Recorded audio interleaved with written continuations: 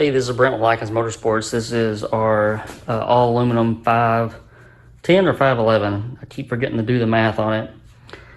FE build, and just wanted to give an update because we're not going to get as far as what I hoped that we would get this week.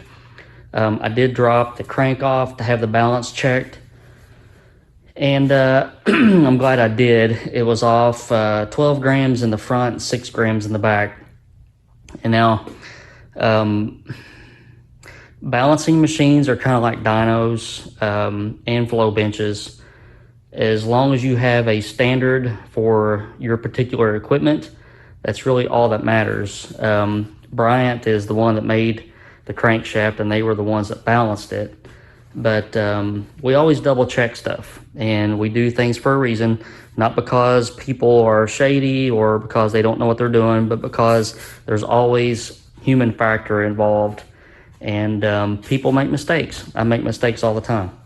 So that's why we double check and triple check things. But I dropped the crank off to have it balanced, and it was off. So he didn't have time to really get into it. And those cranks are so hard, and just sometimes they're difficult to manipulate. So we were going to have to add a little bit of metal to get it back up to snuff. And what we're going to have to do is probably manipulate the harmonic balancer a little bit to keep from having to drill and press heavy metal into the crank. So we'll see how that comes out. So here's the pictures of how far it was off, but got everything else ready to rock and roll. We got our cam in, and we'll talk a little bit about camshafts here. So this is a custom solid roller. When there's typical billet cores for roller cams for FEs, and then there's these type of roller cores. So you can only put in the amount of specs into the cam that the core will allow, and you will see different cam grinders have different cores for different specs. Typically you can only get to about 112 or 113 lobe separation angle with a large duration camshaft on a typical core. If you go past that, then you have to have the core made, and this is what we did with this cam. We actually had Bullet take a solid piece of billet steel and make the core and then grind it. So this is a pretty big cam, and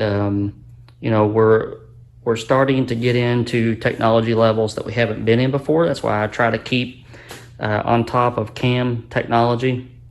This cam is a solid roller for a streetable car, so it's not going to be a spring eater or anything like that. But it was ground on a 1/16 lobe separation angle, just because we were targeting a specific amount of overlap with the FE power cylinder heads. And this cam also has 800 thousandths of lift at the valve with a 1/76 rocker ratio. So in times past, you wouldn't see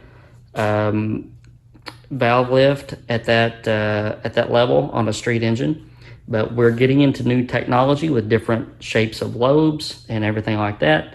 The open spring load for the cylinder head with the springs that we have chosen is only about 600 pounds. So we're getting into new and different cam specs, and that's what we're using for this cam. So it's a 1/16 lobe separation angle and about 800 lift at the valve. So I expect to have the crank done around Monday or Tuesday, and then I can go and pick that up. And I also had to have the timing set drilled and tapped at a specific angle relative to the alignment mark on the gear. And that's because Jay Brown will be fitting this engine with some cross ram EFI setup, and that uses his own sensors and EFI systems and things like that. So he asked me if I would drill and tap the timing gear on the cam for a bolt that would trigger his cam sensor. So we're having that done as well.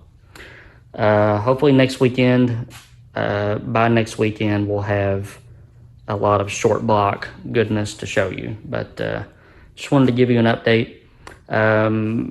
Can't work on this today, so in lieu of working on this engine, we're going to switch to some Coyote stuff, and we're going to try to get some Coyote heads assembled. So we'll see what happens with that. Hope you guys are having a good week, and I'll catch up with you soon.